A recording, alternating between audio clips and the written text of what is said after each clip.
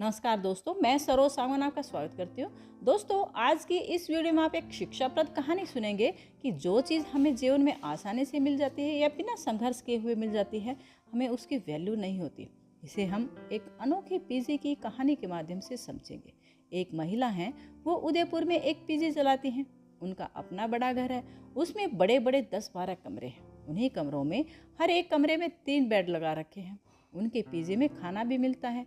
वे खाना खिलाने की बड़ी शौकीन हैं, बड़े चाव से बनाती हैं और खिलाती हैं। उनके यहाँ इतना शानदार भोजन मिलता है कि अच्छे से अच्छा शेफ भी नहीं बना सकता। आपकी माँ भी शायद इतने प्यार से न खिलाए जितना वो खिलाती हैं। उनके पीजी में ज़्यादातर नौकरी करने वाले लोग या स्टूडेंट्स ही रहते हैं। सुबह नाश्ता और रात का खाना तो सब लोग करते हैं। जिसे ज़रूरत हो वो उसे लंच भी पैक करके देती हैं। पर उनके यहाँ एक अजीबोगरीब नियम है। हर महीने में सिर्फ 28 दिन ही भोजन पकेगा।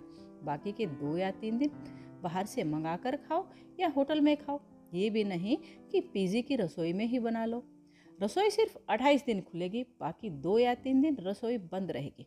हर महीने के आखिरी 3 दिन मैस बंद। रेस्टोरेंट में खाओ, चाय भी बाहर जाके पी के आओ।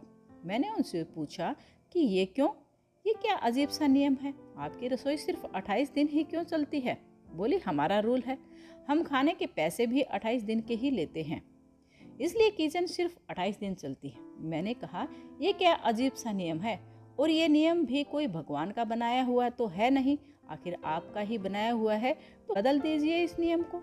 उन्होंने कहा, नहीं, रूल इज रूल। खैर साहब, अब नियम है तो है। उनसे कई बार मिलना हो ही जाता है।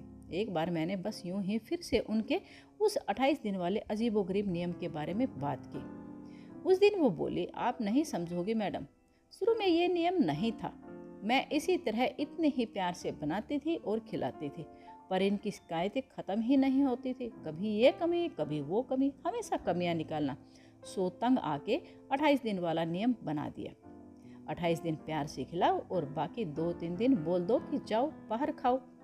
उन 3 दिनों में ही इनको अपनी नानी याद आ जाती है। आटे दाल का भाव पता चल जाता है। ये भी पता चल जाता है कि बाहर का खाना कितना महंगा और कितना घटिया खाना होता है। एक चाय का कप भी 15-20 रुपए का ही मिलता है। मेरी वैल्यू ही इनको इन 3 दिनों में पता चलती है। सो बाकी 28 दिन बहुत कायदे से रहते हैं। तो दोस्तों, इस कहानी से हमें सीख मिलती है कि बहुत ज़्यादा सुख सुविधा की आदत व्यक्ति को असंतुष्ट और आलसी बना देती है। जो चीज़ हमें आसानी से मिल जाती है, हम उसकी कदर नहीं करते। ऐसा ही हम हमारे माँ बाप के साथ करते हैं। वे हमारी हर सुख सुविधा का ध्यान रखते हैं, पर हम उनको वह वैल्यू नहीं देते जिसके वे हकदार होते हैं। हम उनमें कमियां निकालते रहते हैं, उनके बनाए हुए खाने में कमियां निकालते हैं। हमें ऐसा नहीं करना चाहिए, हमें उनकी कदर करनी चाहिए। तो दोस्तों, आपको ये कहानी कैसी लगी कमेंट करके मुझे बताना। यदि आपको अच्छी लगी है तो प्लीज़ इसको लाइक करके शेयर कर दें और आप ऐसे ही रोचक और ज्ञानवर्धक कहानियाँ सुनते रहें। वीडियो देखने के लिए मैं सरोज सावंत का धन्यवाद करती हूँ।